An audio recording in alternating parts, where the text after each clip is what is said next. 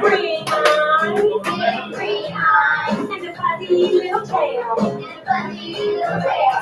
Look over there.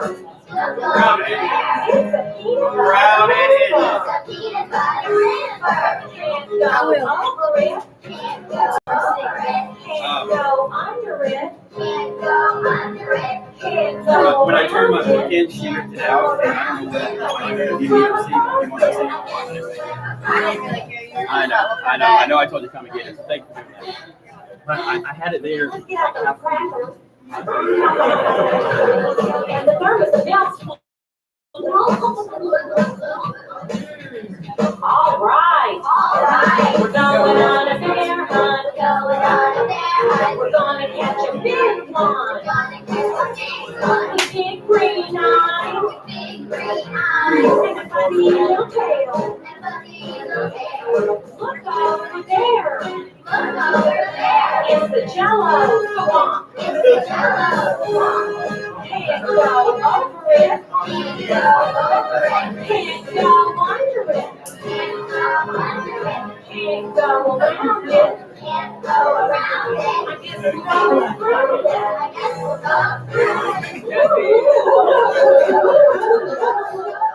We're going on a bear hunt. We're gonna catch a big one. Really? With big green eyes. And a tiny little tail. Look over there.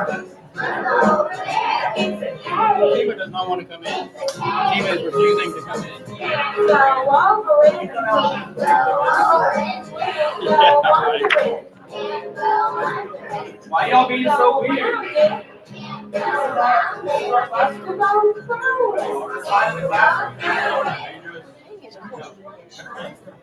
We're going on a bear hunt. See, Swanson. See, Jasmine. Jasmine knows what y'all are in for. Jasmine's on the edge of her seat to see how you'll react. Green eyes.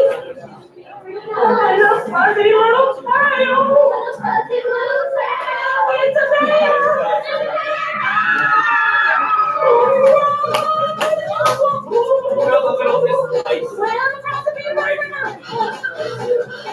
Go for the candy factory. Go home. Open the door.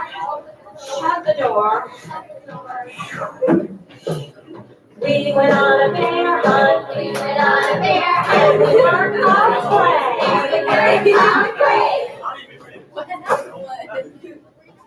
Get out your backpack. Oh, cool story. It repeats. Open them up. Coleman, welcome. Find a place in the settled half of the classroom. And let's put it in thermos of milk. Madison, welcome. Find a place in the settled half of the classroom.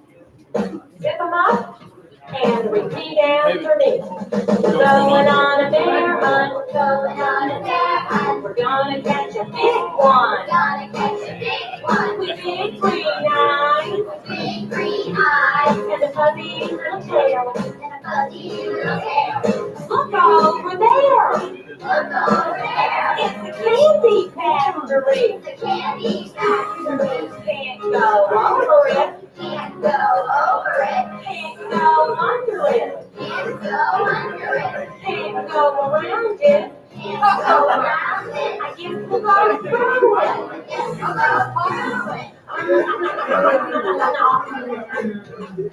Going on a bear hunt. We're gonna catch a big one. With big green eyes. And a fuzzy little tail. Look over there. It's a peanut butter river. Can't go over it. Can't go under it. Can't go around it. I guess we'll clever past it.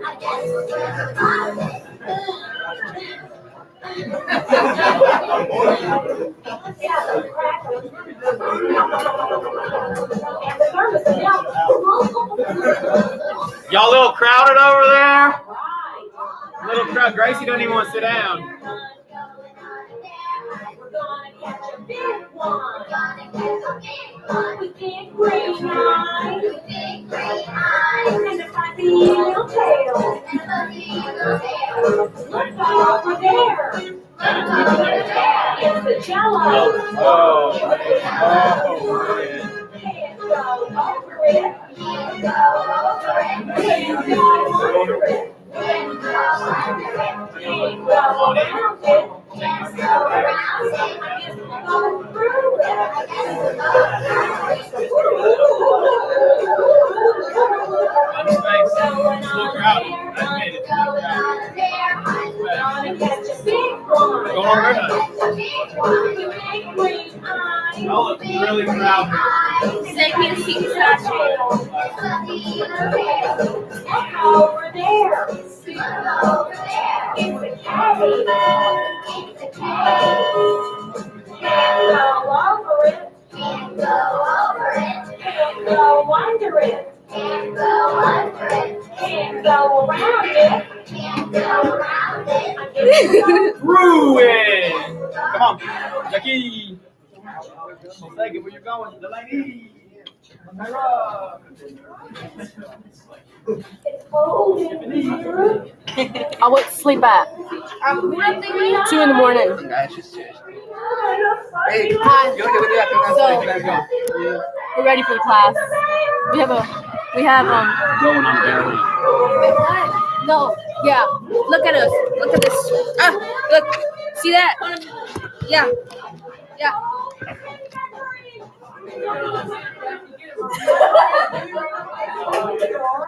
Y'all look crowded. Very, very crowded. Y'all look stressed.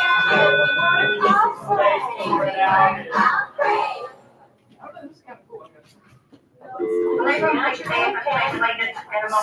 Sure will.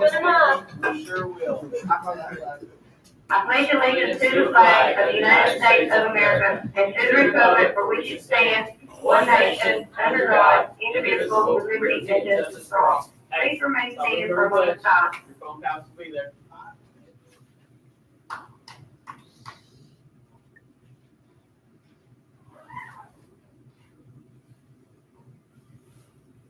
We have a couple of announcements this morning. Anyone wanting to join FCCLA, the dues are $25. They're due by September the 1st to attend the next meeting on September the 8th. If you are interested, you must see Ms. Jessica Johnson in room 1603 tomorrow. Also, students, don't forget homecoming coming up. You must pay your fines in order to attend the dance. Also, don't forget, if you have stuff delivered, I'm not the UPS. It's your responsibility to come get your items that you left at home. Everyone have a great day. Who's wondering what's going on? We're going on a We are going to verify. Who feels just a little cramped and crowded? Yeah, Who wants to go home? you're used to some elbow space. The lady's still live at the party. All right, I need some help, Jackson. Well, I want to go to Mr. Swanson. Mr. Swanson. No one's made you. Right. I want to go to Mr. Swanson. The Smash Sisters over there. Okay, all right. So you don't fully understand what's going on yet. Come on, Jordan. Right. All right. Tolerate me as I get you situated. Only got one of those. The other one can get his. Blouse. You get your shirt. You're gonna put it on. Put it on. Take it out. All right. Ray. Yeah, I would take it. You're gonna come over here. Ray, come to me. Captain Fat Sparrow. Right here. Yeah, that is as regal as I needed it to be. That's fantastic.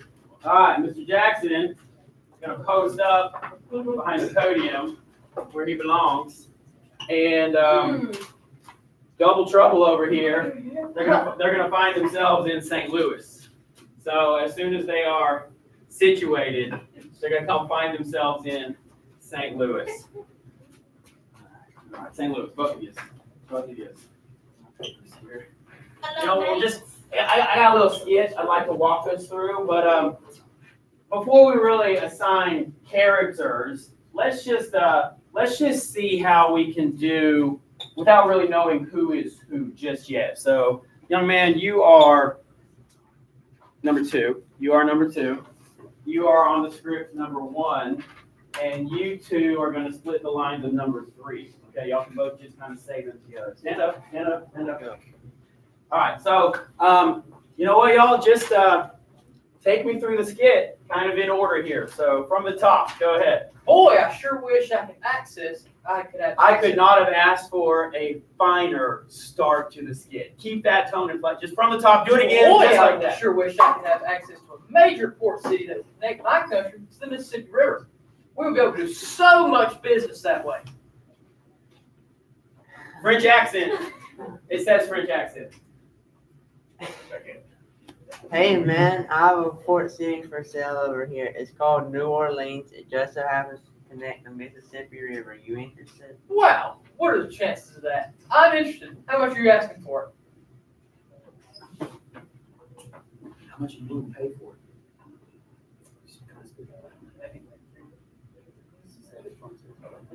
Well, it's pretty important to know, sure. Money, but he's going to sell. I think we can afford some more. Think we could afford $10 million? Yeah. Hey, ask him how much. You think we can afford $10 million? You know what, buddy? I actually have a whole chunk of land that I'd be willing to part with for the night. A whole chunk of land I'd be willing to part with. I actually have a whole chunk of land that I'd be willing to part with for the nice number of $15 million. It's those 875,000 square miles from here to there. Well, that's like 4 cents an acre. This will like double the size of the space I have right now. I'm not sure they have the power to make that deal, but yeah, buddy, you have a deal.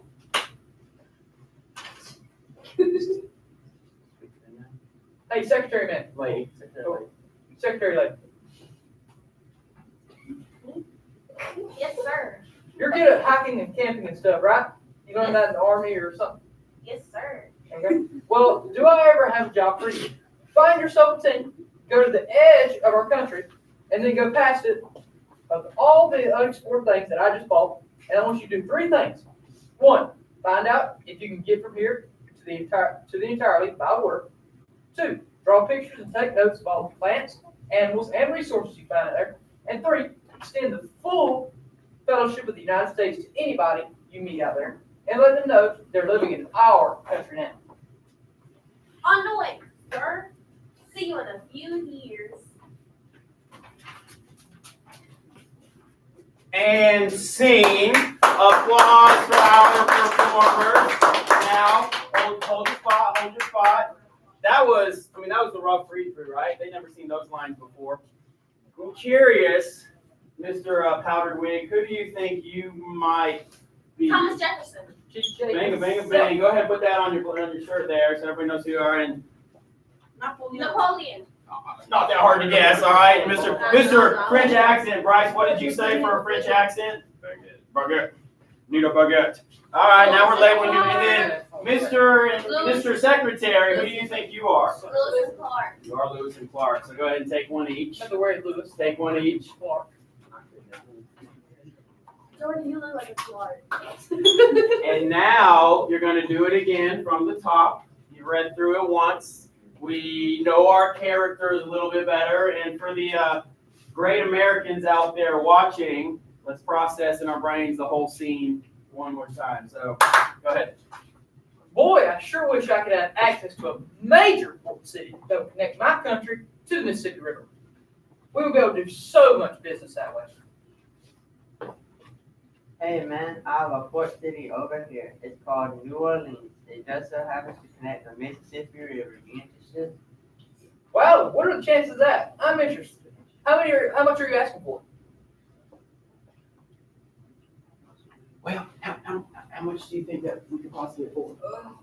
Well, it's pretty important to me. I'm not really sure if I'm allowed to spend my country's money on this, but if he's willing to sell, I think we can afford.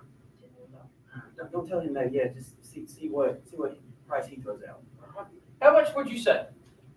You know what, buddy? I actually have a whole chunk of land that I'd be willing to part with for the round number of $15 million. It says 875,000 square miles of land from here to there. Are you interested in all that? Wow, that's like 4 cents an acre. This will like double the size of the space I have right now. I'm not sure if I really have the power to make that deal. But yeah, buddy, you have a deal. Hey, Secretary Man, Yes, sir. you're good at hiking and camping and stuff, right? Yes, sir. All right, you learned that in the Army or something? Okay, well, good. Well, do I ever have a job for you? Find yourself a team, go to the edge of our country, newfound country, and then go past all of that and unexplored the things that I just bought. And I want you to do 3 things. Find out if you can get from here to there entirely by word.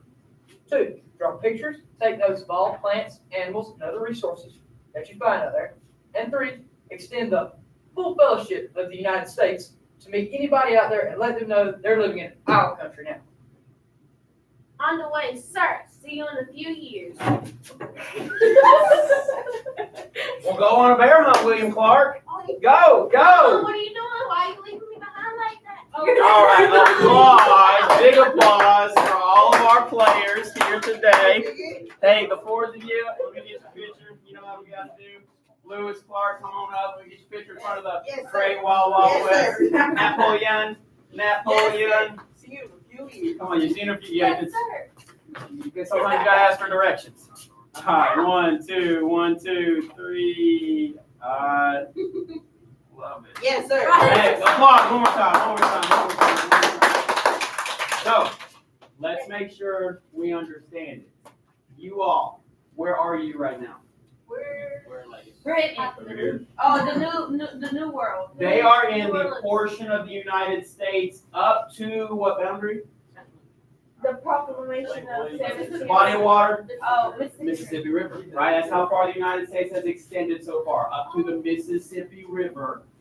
And except for Eric, who's not here, Eric brought up a great point in class the other day. I didn't say it fully well. When we gained all this land, it was everything but the Port of New Orleans. Port, why do ports matter? Water. Water, trade. So the British held that port. In other events, it changed hands to the French. So we're real interested in gaining access to this particular port city. Money. It's always been about that money, and it always will be. New Orleans. Thomas Jefferson dispatches some diplomats to France. So we had the conversation there. It was really 3 diplomats. But TJ wanted to buy just the port city for $10 million. He's not sure if he's allowed to spend that money. But man, in governing the country, sometimes you got to make hard decisions. While negotiating, and this is a life skill, sometimes you'll start asking for one thing. You'll start a conversation with one idea of what you want to accomplish. But the other side, the other party, they have their cards close to their chest as well. And in this case, Napoleon reveals something. He says he's willing to part with all this land for the nice round number of $15 million. And break that down. For the 875,000 acres, it comes down to 4 cents an acre. Chump change. One of the greatest deals in the history of real estate. The purchase of the entire territory of Louisiana. So Thomas Jefferson really has a conundrum on his hands now. It's not in the Constitution that he's allowed to buy land. He is a strict interpreter of the Constitution where if it's not written down, I don't think I can do it. But he finds in governing that sometimes things aren't as cut and dried as you think they are when you're not the guy in the seat. So he makes a decision, purchases the entire territory for $15 million, 4 cents an acre, and then, well, didn't even know what he bought. Sight unseen. Sometimes that happens in real estate, right? Maybe an investor purchases a complex or a apartment building or just a house. They want to flip the house, but they buy it sight unseen. Not the best way to make a purchase, but it happens sometimes.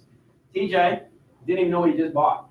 So he dispatches 2 Army veterans, one of which was his secretary. William Clark was his personal secretary, right? And secretary as a male, right? He was his secretary, his helper, right? His administrative assistant.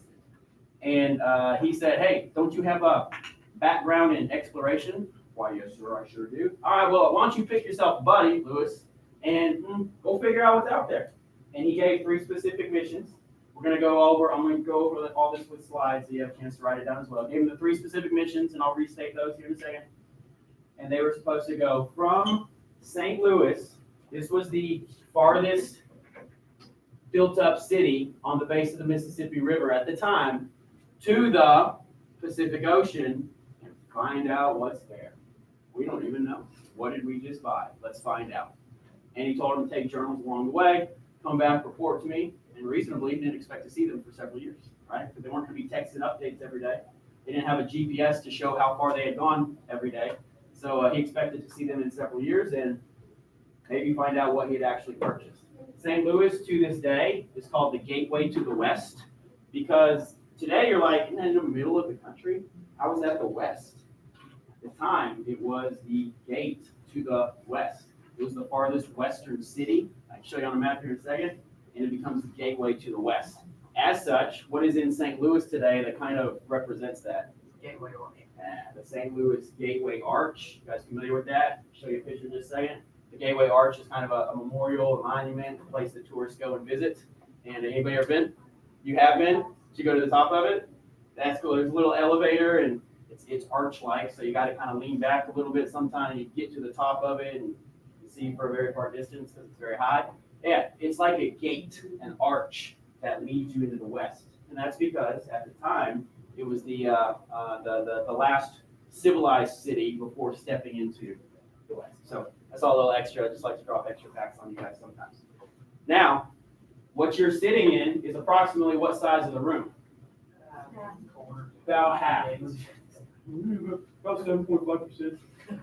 About half, okay? So here's like a big factoid. And I do this, right? We go through the rigmarole here to put stuff in your brains. When purchasing this portion of the room, we double the size of the room. The factoid, the real U.S. history fact we got to take out of Louisiana Purchase is that it doubles the size of the United States. So with that said, feel free to double the size of your room. Put the desks the way they go. Costume folk, you can stack them back up for me, and we'll get to the writing portion of class here. Go ahead and break out your president's vocabulary. I'm not giving you fill in the blanks, just the vocabulary. You're going to write down about Thomas Jefferson and his compadres. Good opening. I'm impressed. That worked out well. Character cards. I'll go ahead and take those. Yep, reset the room, if you will. You guys know how the quads are kind of set up. Help me get them. Let me get it back to the original configuration as best we can. Y'all can keep that script or not. That's fine. While we're in the chaos a little bit, I'm going to hand back some papers. And by that, I mean y'all going to help me. We can leave those down. Who goes back up?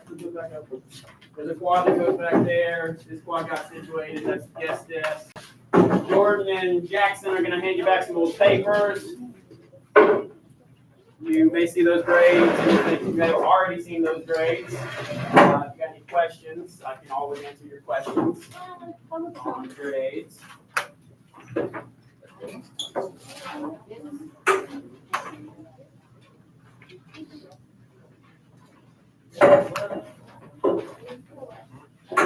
All right.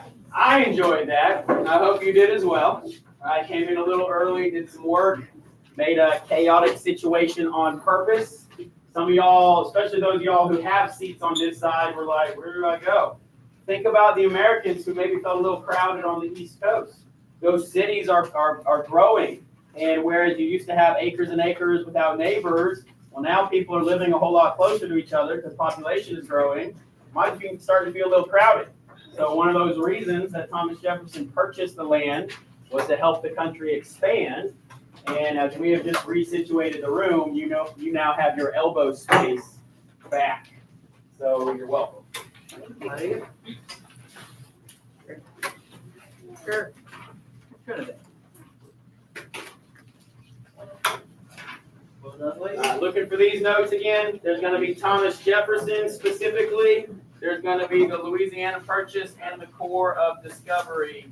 I think I have a spare copy to look at, but I know it's there.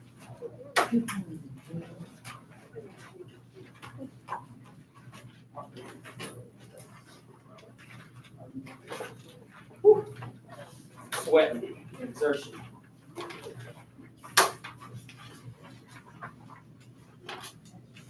Yeah, there's Louisiana Purchase, Lewis and Clark Expedition, Thomas Jefferson himself is what you're going to be filling in today. Do you guys read this in tomorrow? You are going to hang on to it because we are going to not even get through Monroe. So as it's the first 5 presidents vocab, you're going to hang on to it till we do get through Monroe. Good question. I'm giving you the gift of not adding fill in the blank notes. This means I'm trusting you to write thoroughly on Thomas Jefferson, Louisiana Purchase, Lewis and Clark Expedition, okay? All right, you there? You there? Do you feel that elbow room again? You feel a little better? All right, good. Here we go. We're gonna get interrupted for our restroom break pretty quickly, but I'll get us started, okay? So here are our key players, TJ and Napoleon. Napoleon, not that one. Who's that one? Napoleon Dynamite. Very few of you, maybe. Ray, have you seen the movie? Ray, you've seen all the movies, and I appreciate that you get all my old person jokes. Yeah, not that one. That one, Napoleon Bonaparte. And I gotta say, the fit matches pretty well, even if the face does not. Ray, I don't think you share any facial features with Napoleon, but the costume was there, right? The costume was there. So Thomas Jefferson, Napoleon. And sad Napoleon. Napoleon was waging wars all over Europe at this time. He owned a lot of land that he couldn't really govern. So the American land, the Louisiana Purchase land was part of that. He was fighting wars in Europe, and he was too busy to govern the lands that he had in the Americas. So that's one of the things that's going to bring him to the real estate table, where he's going to put the for sale sign in the Louisiana territory, because he would rather have cash than have this land he can't govern anyway. I'm going to put some words on the screen in a second here. I know you guys like to write exactly what's on the screen. So that kind of makes sad Napoleon, right? He can't govern the lands in the Americas, and that's what's going to bring him to the real estate table. Lewis and Clark, here's some real pictures of them. So Delaney and Jordan. Not quite the facial features, but I mean, they were Lewis and Clark in our classroom. This is their group called the Corps of Discovery. You ladies, it wasn't just the 2 of them that set off into the wild, wild west going on a bear hunt. They got together an expedition, and that expedition is called the Corps of Discovery. How's it spelled? C-O-R-E. C-O-R-P-S. Don't ever say corpse, or I'll make you one. I'm just kidding. I want y'all to be smart. C-O-R-P-S is called Corps, like a group. There's the Marine Corps. Okay, join the military. It's the Marine Corps, C-O-R-P-S, Corps of Discovery. That's bonus. This is representative of the Corps. There were several, there were dozens of members of the Corps of Discovery, but this picture in particular highlights 2 key members of the Corps of Discovery. Who are they? Sarah, whatever her name was. Yeah, Sacagawea. Oh, what's her name? Sacagawea. Okay, female Indian guide, native speaker of the language, knew the territory. We'll talk about more about her in a second. Who else do you see in the picture that might stand out? African American They man. brought him in. And I know my world historians have had half of this conversation before, so I appreciate the fact that y'all remember most of it. Do you remember his name? Wasn't it like a white name? I think. I don't know if I call it a white name. Start with Y. York. Gracie Hurst, left field. Let's go. Yeah, York. York was in the Americas, York was a slave. But as soon as they crossed through St. Louis into the unorganized territory, the laws of the United States did not apply to that unorganized territory. So York became just a valued member of the team. In fact, the team, at certain points, they took votes on should we go left, should we go right, should we camp here for the night. You know, they just took basic democratic votes on how they should go about the next step of the expedition, because out in the wilderness, all they had was each other. And York was a voting member of the team. In America, would you have had a vote? Yeah, he could have gone to the polls and voted. But on this team, the Corps of Discovery, I could just say, on this team, the Corps of Discovery, York had a vote just like any other member of the team. So I think it shows the equality that you have in the Wild Wild West. You are as valuable as you can contribute to the team. York was a hunter. York carried heavy things. He was a productive member of the team, and it should go to show that, and it should go to show to Americans at that time that it doesn't matter what the color of your skin is. It matters what you can do to contribute to society. And unfortunately, that was not the case for many of York's fellow African Americans in bondage. But pretty cool story how York was an equal member of the team. Jackie, hand her thought. Oh, where's the dog? Where's the dog? We're gonna get to. I'll get to the dog. Jackie remembers something specifically from. Well, go ahead. What about the dog? That big dog that I had. There's a big dog. I think the breed was Newfoundland, right? Large water dog called a Newfoundland. They took on this dog midway through their expedition, and he became a valuable member of the team of the animal variety. His name is Seaman. Seaman. Okay, his name is Seaman, and he. They write about him in their journals, right? So we know of Seaman the dog because they write about him in their journals. And I think at one point, what do you remember about it? I think I'm going to show the same video in the class here. At one point, he got thrown out of the canoe, or at one point a canoe tipped over, and they had to rescue each other. They had to grab their supplies that had tipped over, and Seaman the dog, he was able to help some people get to shore. So valuable member of the team. And there are statues of Seaman at certain portions along the trail. I think I just saw one on a website I was looking at. I think it's in Montana or something like that. So Montana. pretty cool. Well, yeah, because that's where they explored. They explored that direction. The gal on the screen. Oh, what's her name? Who is it, Delaney? Sacagawea. Sacagawea. Yeah, there's a lot of folklore about Sacagawea. How much she contributed, what she was able to do, even her age. Portrait right here, what age would you guess that native girl would be? Late 30s. She looks, physically older, right? Facial features, But height. actually, Realistically, she was 20. she's 14 to 16 during the expedition. That's right. They found her at age 14. By the way, she was with child at that time. We gotta understand the culture at the time. That was normal. That's not normal to us today, but that was normal at the time. She was married to a French fur trader. And it was the French who were mostly in this area doing, they were hunting and trapping animals for their furs. So she's married to a Frenchman. She is carrying his baby as the expedition kind of, finds her. And they're like, hey, wow, we don't know this area. Can you take us on the trails? And long story short, she's able to help with language and navigation. Also showing that it doesn't matter what your gender or ethnicity is. It matters how much you can contribute to the team. So these very strong, intelligent, Army veteran white guys were deferring. Who's leading this conversation right here? Sarah. Yeah, she's leading them because of her intelligence and her knowledge. So again, it just goes to show that out in the wilderness, it doesn't matter what color you're wearing, it matters how much you can contribute. It doesn't matter what gender you are, it matters how much you can contribute. So the whole Lewis and Clark expedition is a wonderful representation of equality. Especially once you get out into the wilderness, it just shows that what you can contribute to the team is what matters, not any of your personal background or makeup. Does that make sense? Saying that right? All right. I'm blasting through these pictures there. Just another picture of the expedition. Obviously no photography, but representation of what they might have seen, right, as they approached the Pacific Ocean. And here is the land now that we're talking about, okay? To place it in context for you, I know I have New Orleans and St. Louis, these are just chairs in the room. So now actually looking at the map, the right-hand boundary, which is kind of the thick red line, that is the Mississippi River. That's how much territory we had up to that point. The red then is the purchase. To include, this is the Port of New Orleans right down here. All we wanted was this for $10 million. For a tiny $5 million more, look how much we got. So this is the Louisiana Purchase. This is a pretty good picture because blue shows what the United States was, orange shows what all was purchased, and that is the blast through recap before we're going to take our bathroom break.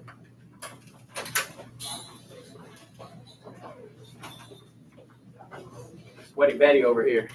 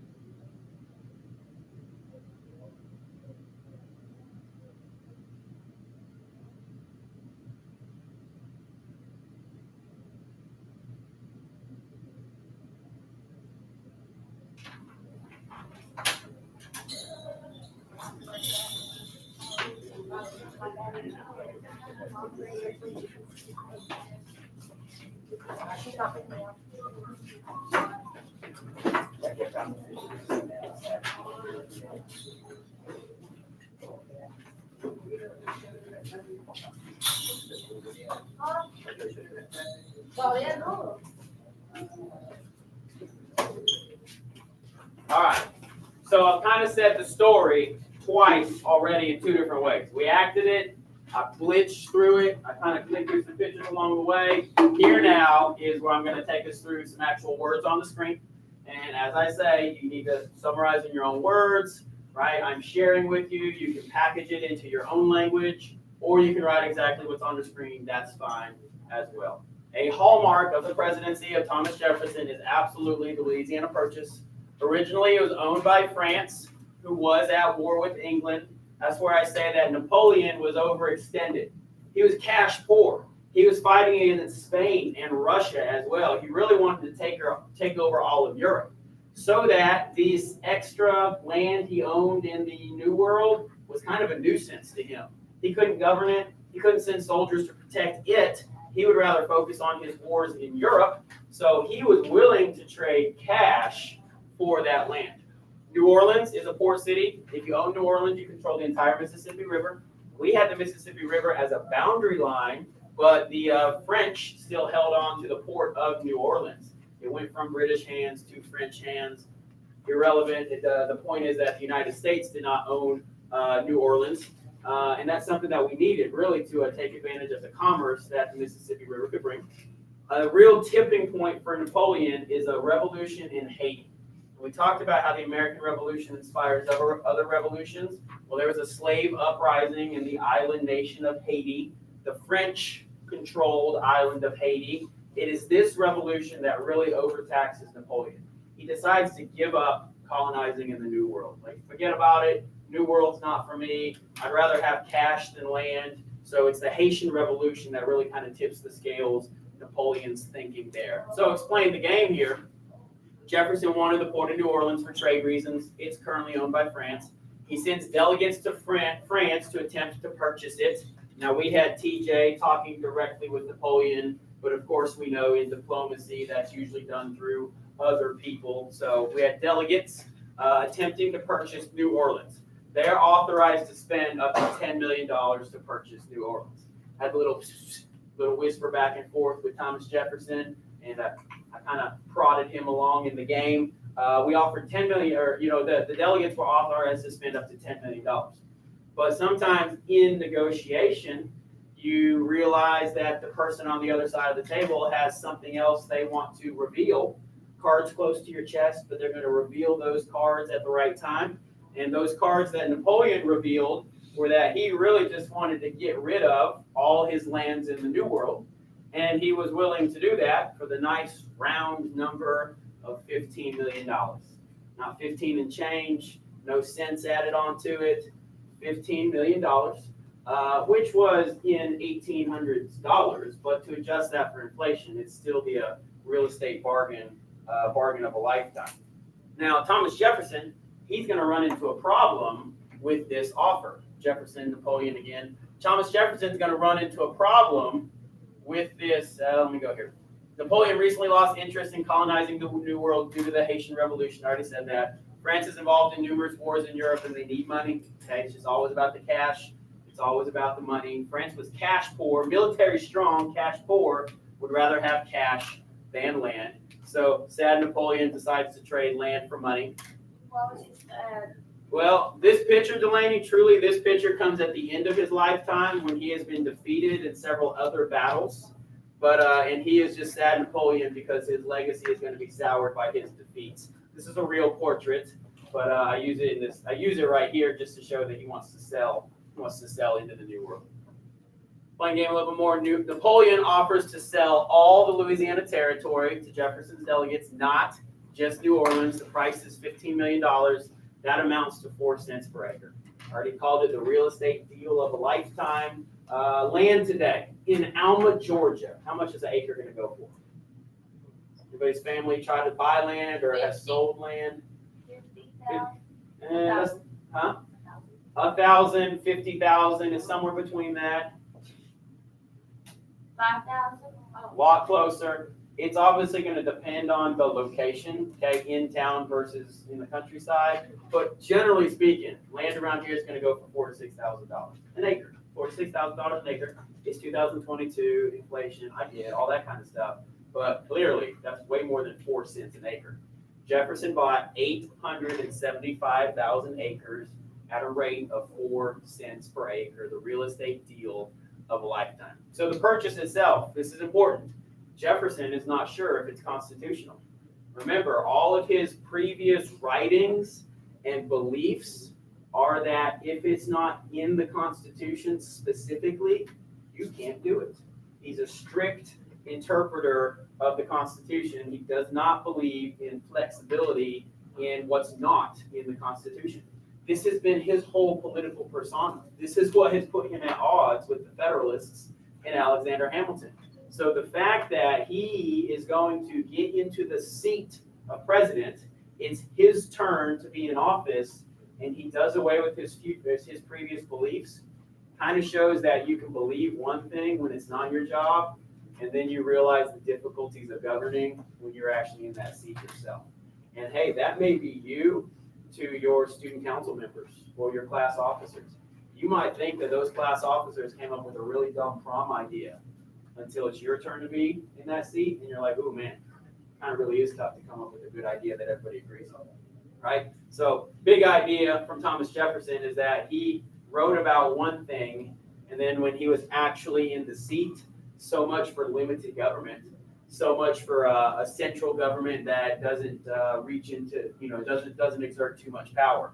Very interesting how Thomas Jefferson wrote about one thing and then actually behaved a different way. You put it like this. Jefferson's writings were about a strict interpretation of the Constitution, but Jefferson's actions actually demonstrated a loose interpretation of the Constitution. And I'll give you these visuals to log it into our brains. It's the difference between how he thought and how he acted. You see the thought bubble versus the action board. Jefferson's thoughts were a strict interpretation. Jefferson's actions demonstrated that he was actually willing to have a loose interpretation of the Constitution. Jefferson, he's aware of this in himself, in his writings and in his speeches, and he gives a report to Congress, basically the State of the Union. He gives a report to Congress where he says, I stretched the Constitution so far that it cracked, or I stretched the Constitution until it cracked. He has an awareness that the way he used to write and the way he is now acting don't really mesh with each other. So his famous quote is, I stretched the Constitution until it cracked. Now, technically, he says that the president has the obligation to govern the country, and part of governing is acquiring new territory. So what he does is uses the president's treaty-making powers. The president has the right to make treaties with other countries, and he says he made a treaty with France to exchange this land. He's using words to get around the fact that he spent money that he wasn't necessarily authorized to spend. All things considered, the legacy of the Louisiana Purchase, of course, is that it doubled the size of our country, and America certainly wouldn't be the same today without that portion of land. So sometimes you realize that what you think and then how you actually do it, if you were in that position, would be different. Stretch the Constitution until it cracked. All right, the purchase itself uses his treaty-making powers, spends $15 million to double the size of the United States, double trouble, double mint gum. This treaty is ratified by the Senate in 1803. That is when the purchase becomes official. So Thomas Jefferson purchases Louisiana Territory in 1803. Here is, I'll leave these words up for you. There was a picture of the Louisiana Purchase, just kind of bringing it home to you one more time, showing it to you on the map. And we are going to talk about, if we're thinking of the United States as a puzzle, we're puzzle piecing together the chunks of our country. We have the original 13 colonies. We have the portion that extends to the Mississippi River we gained after the war. We now have the puzzle piece of the Louisiana Territory. There is still more that we have to puzzle piece together. But up to this point, we are the blue and the orange, right? We're walking ourselves all the way to the Pacific Ocean. We're going to extend from sea to shining sea eventually, and really in our class, it's just a couple class periods from now. In our history, it's 80 more years from now. We're going to extend from sea to shining sea, but currently we are blue and orange. This is the United States. Now, the Lewis and Clark expedition, and that's a specific portion of your notes. So Lewis and Clark were hired to explore the territory, and one of the big three missions that they got was to try to find a Northwest Passage. That is the mythical, non-existent, to this day, we know that it doesn't exist, a water route entirely across the Americas, entirely across North America. It does not exist. If it did exist, that could have made trade a lot easier to cut through the continent via water, but it does not exist. However, we will talk about the cut through in Panama here in just about another 100 years as well. Lewis and Clark, their group is called the Corps of Discovery. There it is, C-O-R-P-S. Don't say corpse. You'll sound undereducated. I'm here to teach you the right thing. The Corps of Discovery, even though that's not how it's spelled. English is a funny language. Corps of Discovery. There they are, Lewis, Clark, Sacagawea, York. I kind of already introduced all those big topics. They had three missions, and President Jefferson said this pretty well in our skit, but I know that you may not have caught all three of them, so here they are. Thomas Jefferson specifically commissions the Corps of Discovery to, one, try to find that Northwest Passage, the water route from the Atlantic Ocean to the Pacific Ocean. It does not exist. Try as we might. These days, of course, we can look at the sky from satellite imagery and GPS and all that. There is not a water route across North America. Two, record information about plants, animals, resources, the geography, the terrain, and the people in the territory. That's the big, hey, what's out there? Especially in this day where resources equal power. Is there gold? Is there farmable land? Is there a natural resource we don't even know about yet? What in the world is out there? So Lewis and Clark, they were actually expert sketch artists, right? You don't think about an army man as being an artiste, but in their journals, they took very detailed recordings of plant life, animal life, bird life, mammals, etc. They also drew maps. They sketched every turn that they took, every bend in a river that they found. So their journals were extremely valuable to the mission. I mean, you can say that their journals and their recorded thoughts were the mission. So returning those journals to Washington, D.C. was going to be really how they completed their mission. The third mission was to extend, this is a quote, full fellowship of the United States to any people groups that they met along the way. What do you think the purpose of that statement was? Let them know that we bought this land. One, let them know they're living in our land now, okay? It's nice to meet you, and by the way, you're now living in the United States of America. But two, what has our relationship been with native groups up to this point? Generally hostile, okay? Each new colony group has kind of had difficult relations with Native Americans. Thomas Jefferson wanted to kindly say, welcome to the United States. You are extended friendship and fellowship from your new government. Now, how people received that was different, right? Some native groups were like, okay, whatever, new white people. Other Indian groups were like, yeah, I don't think so, and the hostility continued. But I think Thomas Jefferson had the right intentions. He wanted to say, welcome to the United States. We are here to take care of all people. Maybe that equal. We the people and all men are created equal statement, maybe bringing that into play a little bit, of course, even amidst slavery still existing in the country. So 3 missions from the Corps of Discovery explain the game here. Lieutenant Meriwether Lewis was Thomas Jefferson's personal secretary. So when he said, hey, Mr. Secretary, which one of you was Lewis? Delaney, he was referring to Lewis. Thomas Jefferson commissioned Lewis, yeah, I said it wrong, my bad. Thomas Jefferson commissions Lewis to lead the Corps of Discovery. He calls up his old Army buddy, William Clark, to be a battle buddy for the adventure, and they gather dozens of other laborers and workers and soldiers to be a part of the Corps of Discovery as well. Corps of Discovery departs from St. Louis, which is the gateway of the West, in May of 1804.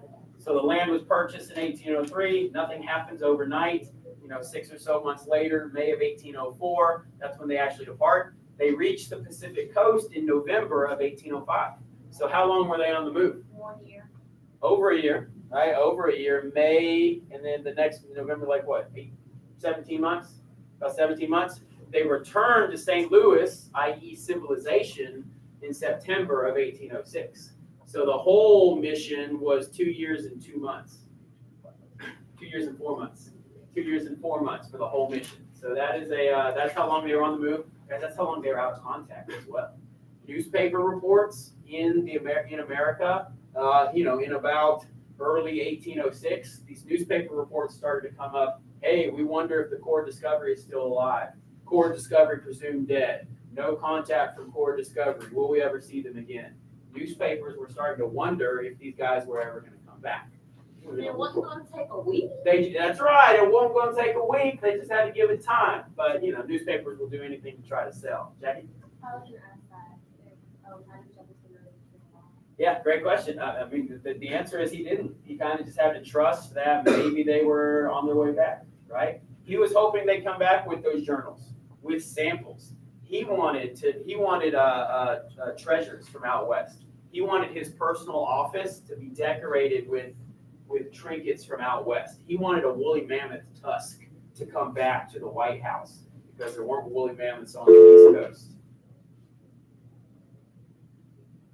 Yeah. Nah. Yeah. No. Check it. What did they get in return for? What did they get in return? Great question. I think they were paid on the Army salary, and they were compensated as they got back. But it wasn't grand riches. It wasn't a lifetime of wealth. It's just they were doing a job like a lot of frontiersmen. They weren't the only army guys to go to a western post and kind of be outside of civilization for an amount of time. There's a lot of western leaning posts where guys just were out of touch with their families for 6+ months at a time. Great question. What did they get for it? Spirit of adventure, right? Some people just want to know what's out there, and they're willing to depart from civilization in order to have that adventure. There are many statues now, and I briefly did a quick Google on some of these statues, and I'll show you a picture here in a second. Jack's all about the statues, especially the dog. Yeah. No, I follow a lot of history pages, and I read a lot at night. I tell you guys that a lot. I recently read about a little bit more about this, and I just Googled those pictures real quick. So give me a second, I'll show you those pictures.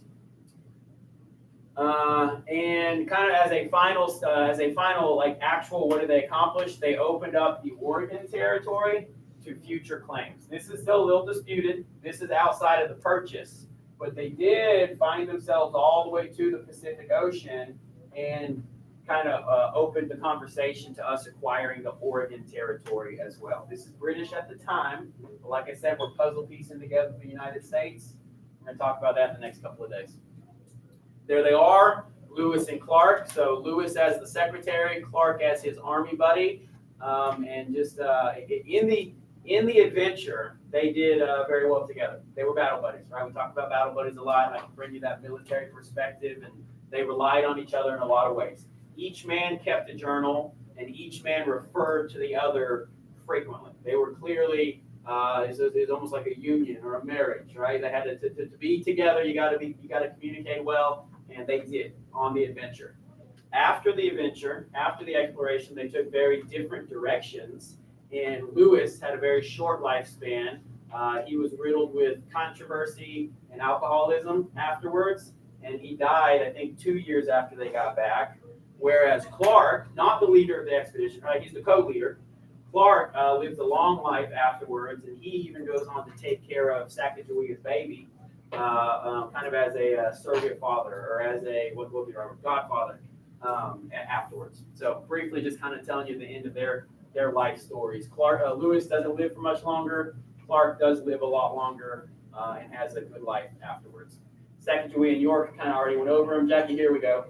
I found that there are multiple statues of the explorers And many of these statues include the dog, Seaman, as well. He was in Newfoundland, so you can see that's the large dog, large breed of dog, a water, a good swimming type dog, a water dog. Seaman? Are there journals still intact? Great question. I don't know if the actual journal is intact, but the journals were recorded before.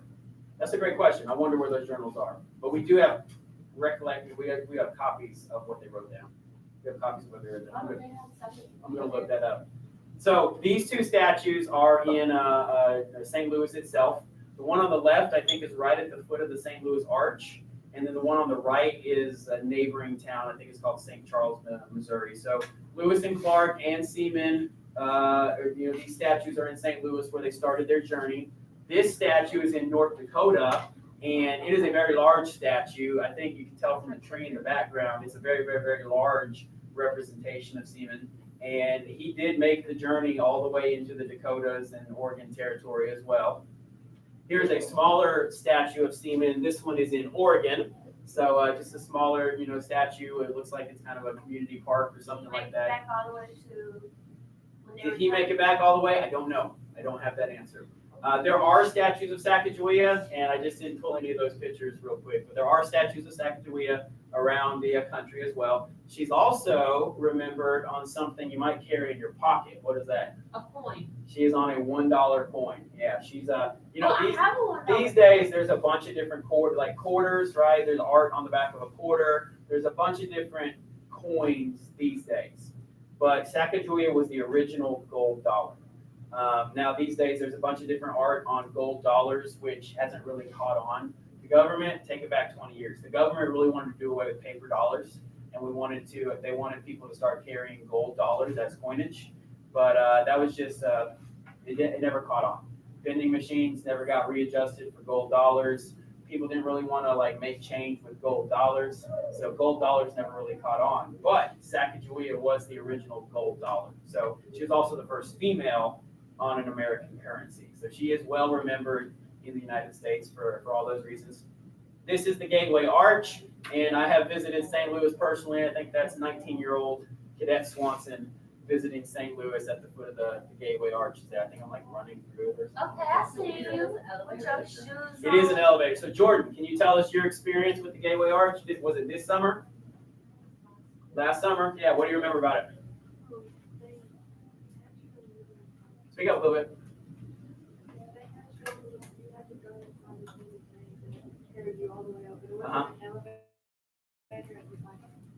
It's almost like an egg, right? It's like an oval type sit down, very crowded, and because of the angle, it constantly readjusts. It's almost like stair steps as you go to the top. And then at the very top, Very small. We don't have a lot of space. And it's small. yep, you can't really tell from this picture, but there are viewing windows, okay? In the grand scheme of the picture, the viewing windows are this big. And you can just stand at the top and view outward. And it's just really cool. Gateway Arch represents that St. Louis used to be the arc or the gateway to the west. But of course today, St. Louis is smack in the middle of the country. Nobody would say St. Louis is western today. But at the time, it was the western edge of the organized country. So much like you had organized desks and untamed desks, right? That's what I was trying to represent in the room here. So yeah, St. Louis Arch. Should you ever make your way to St. Louis, definitely something worth seeing. All right, that is all the upfront of the main portion of Thomas Jefferson's presidency. He will always be remembered as the president who purchased Louisiana Territory, doubling the size of the country. Let's talk a little bit more about some of his other accomplishments. So maybe turn to Thomas Jefferson. Some of this is extra. I just want to teach you about your president.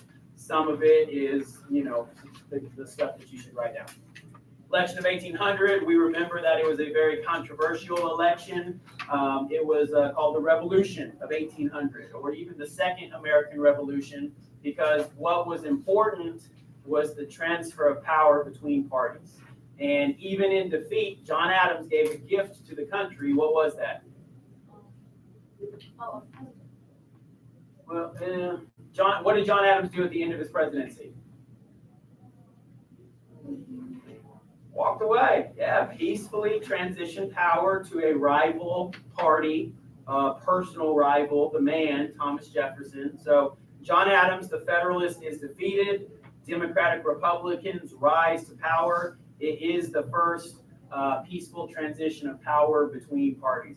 A little bit of a quirk in the Constitution here. This is going to be addressed with an amendment shortly thereafter. But at the time, we're still dealing with first vote getter is the president. Second place vote getter is the vice president.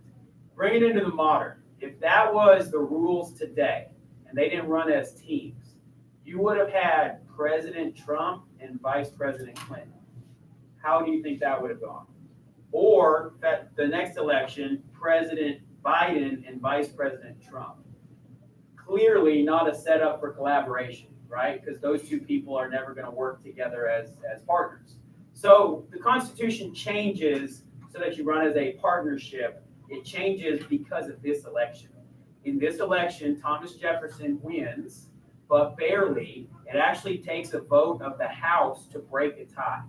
Originally, Thomas Jefferson is tied with Aaron Burr. They have the exact same number of electoral votes. You have a tie, it goes to the House of Representatives to break the vote.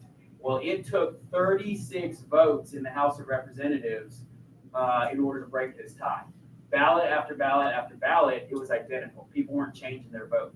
Until Alexander Hamilton, a Federalist, he brokers a deal that shifts the votes towards Thomas Jefferson. He didn't really like Thomas Jefferson. They weren't buddies, but he would prefer, this is Alexander Hamilton, like kind of expressing his power. Even though he wasn't president, he was a very influential founding father. He would prefer Thomas Jefferson over Aaron Burr. And that becomes a personal slight to Aaron Burr. So long story short, Thomas Jefferson wins the presidency. Aaron Burr takes the vice presidency. This is going to lead to the feud where Hamilton and Burr duel with each other. Burr shoots Hamilton, Hamilton dies, and from that we get the musical Hamilton. So everybody wins. No. So it says here the electoral vote has Adams there. So did Burr and Jefferson run as primaries, or did they run on two separate tickets? They ran as so. Good question, Jackson. Let me detox this real quick. They were John Adams was the third vote getter, right? Burr and Jefferson were the top two vote getters, and the Federalist John Adams was not even he was the third runner overall. So I'll double check on that, Jackson. But you make a good point. But I think the Federalists were just out of the conversation altogether. Federalists were out of the conversation altogether. Hamilton was a Federalist. Hamilton was Federalist of Federalists, anti-Federalist or Democratic Republican. Yep. And so in bargaining this tiebreaker, the Federalists would have preferred that neither of these guys be president. But hey, we'll prefer Jefferson over Burr. That becomes a personal slight to Aaron Burr, and it's going to lead to this feud between Hamilton and Burr into the future. So good question. Got me a little bit on that one. I'll find that one out for you. But suffice it to say that the tiebreaker was between Jefferson and Burr. Jefferson's inaugural. Jefferson is the first president to be inaugurated in Washington, D.C. John Adams moves to Washington, D.C. more than halfway through his presidency. He occupies the White House for less than a year. Jefferson is the first president to actually be inaugurated in D.C. and move right into the White House. Jefferson was actually involved in Thomas Jefferson. Jefferson was actually very interested in the architecture of the White House. When the White House was being designed, it was open to a contest. What should the White House look like architecturally? And Thomas Jefferson was put in a bid that was one of the losing bids. Well, now that he's president, you might imagine he's interested in putting his stamp on the White House. So as the building is still being constructed and there's still portions of it that are under construction, he puts his stamp on the White House.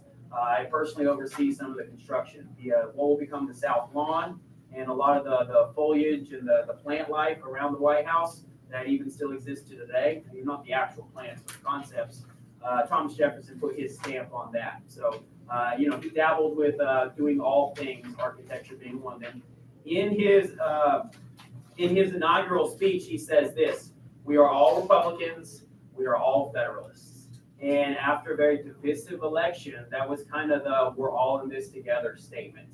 even though I'm of this party and you're of that party, and we probably all remember that George Washington said there shouldn't be parties, we are all Republicans, we are all Federalists, we are all in this together. So he tries to be a uniter. Amidst many divisions, he tries to be a uniter, even with his inaugural speech. So hats off to him for that one. Early accomplishments. He lets the Alien and Sedition Acts expire. One of the most unpopular things by Federalists and John Adams. He actually releases those in jail, and he lets the actions expire, right? Because they had to be renewed. He says, of course, I'm not going to renew that. So people get out of jail, and then those actions are not the law anymore. That's a plus for him. He cuts a lot of internal taxes. Did we fight a revolution over not being taxed? He cuts a lot of those internal taxes. So anytime there's a tax cut, the regulars, the commoners, start to appreciate, begin to appreciate their president. And sometimes that's a political move. Sometimes it's an actual necessity. But he cuts a lot of taxes. People appreciate him for that. He uses tariffs to reduce the national debt. So tariffs on outside goods coming into the country, that's not exactly taxing people directly in their household. You may participate in that tariff if you purchase a foreign good, but it's not the same as being taxed directly. So that is how he goes about reducing the national debt versus the direct the direct taxation to someone's income, something like that. This next portion is totally outside of GSE standards, okay, Georgia standards. It is totally not a part of walking towards the EOC, but I have to talk about it because it's related to pirates. Thomas Jefferson fights a war against pirates on the coast of Africa.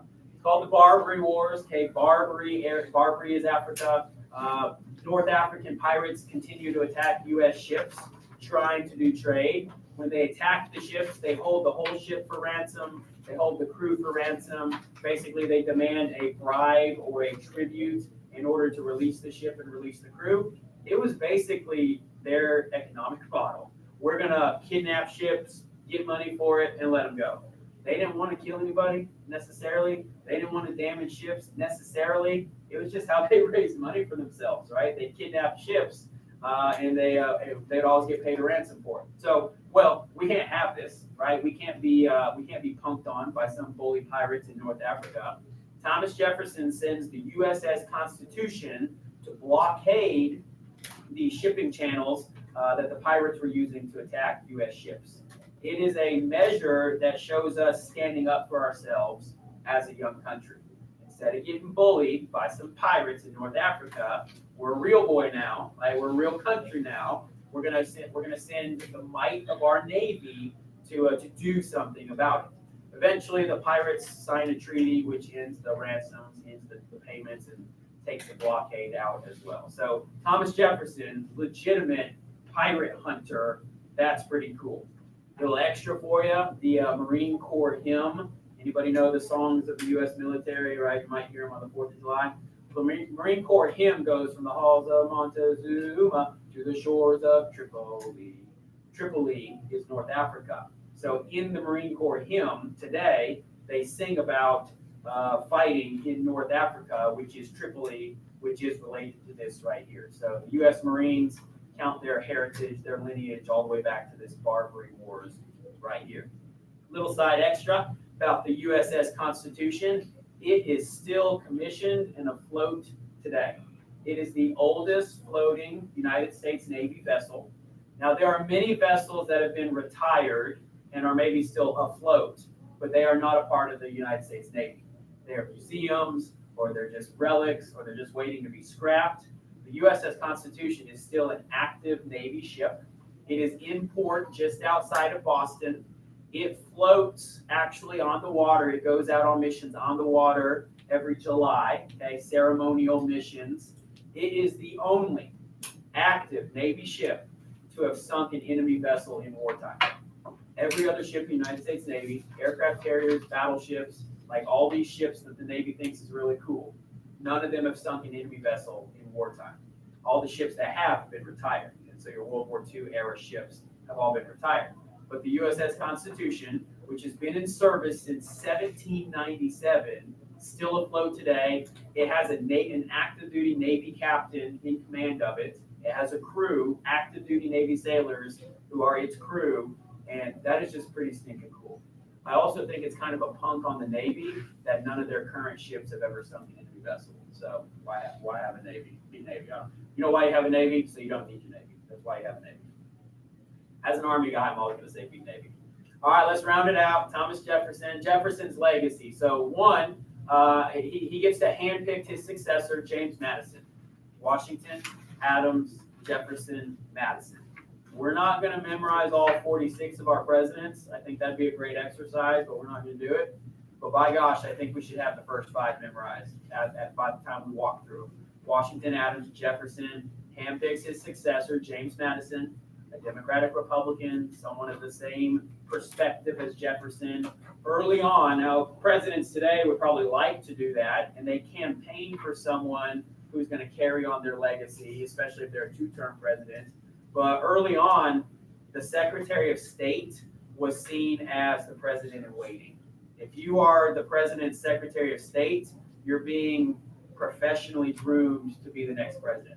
James Madison was Secretary of State, and of course the voters got a vote, but more or less Thomas Jefferson campaigns for James Madison and ushers him into office.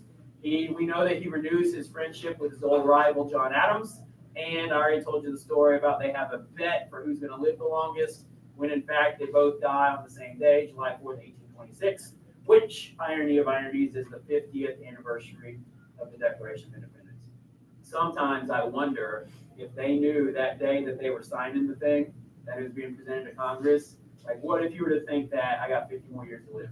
This is one of the biggest days of my life, and who knows it, but I got 50 more years to live.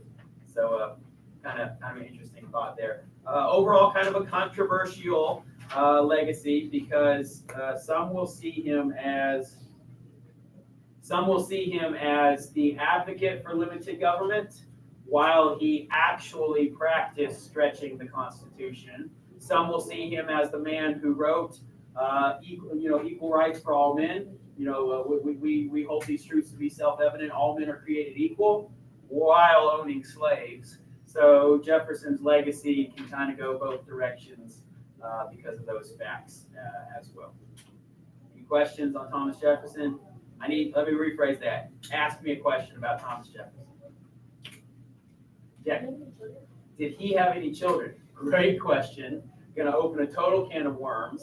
Yes, he had children, and it is actually alleged that he had an enslaved mistress, and he had children with the enslaved mistress, so that some of his bloodline is half white, half black, or however you want to say that, right? So not proven down to the DNA, but if you follow written records and family Bibles and folklore and all that, it is one of the allegations against him that while owning slaves, he had an affair with his favorite slave, and they had a child from it. So he definitely has children of his own, and maybe even his bloodline extends into the half white, half black mix.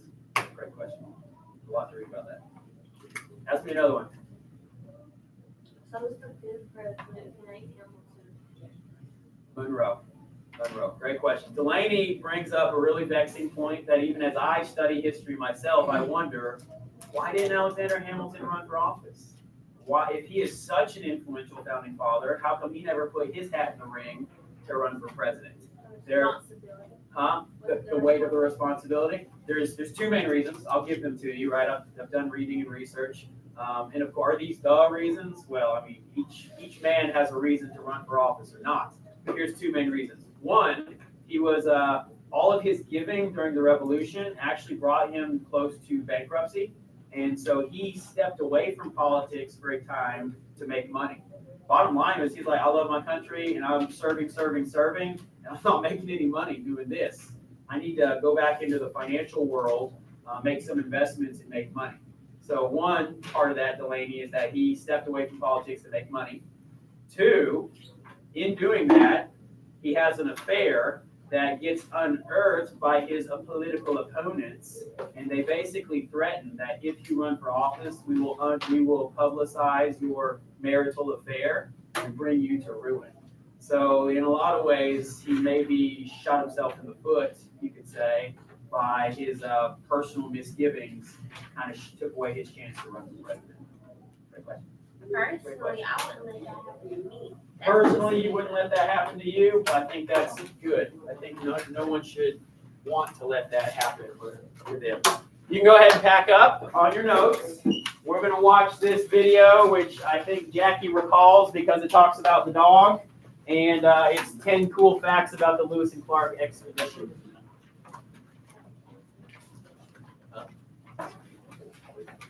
My world historians may remember it, or if you don't, you're going to see it again, and those new to our class are going to see it as well.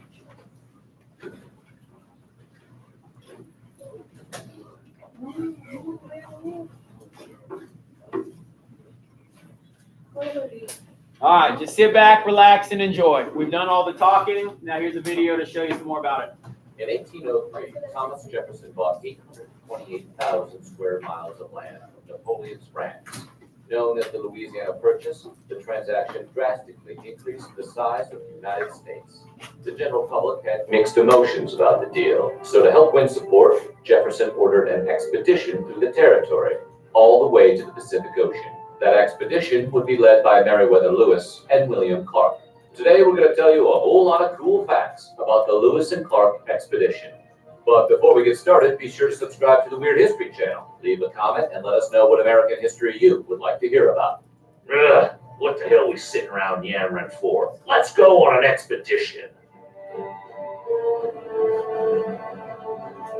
The laws of the United States gave certain kinds of people certain rights and denied them to others. But once the Lewis and Clark expedition left official U.S. territory, they were free to do things as they pleased. As such, they decided that every member of the Corps would have an equal vote on every activity and decision. This was particularly important for the man called York, who was the only African American of the group.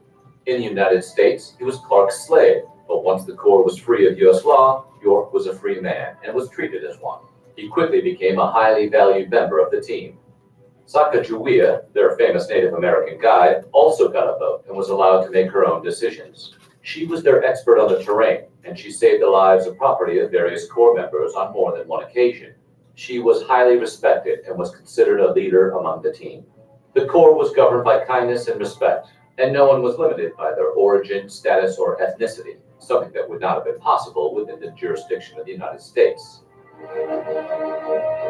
Since medieval times, Europeans had sought a shortcut that would allow for easy transportation of people and goods from the east to the west.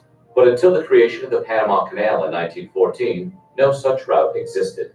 Sailing around Africa was slow and dangerous, and the land route across Europe and Asia was even worse. By the 19th century, nothing had changed.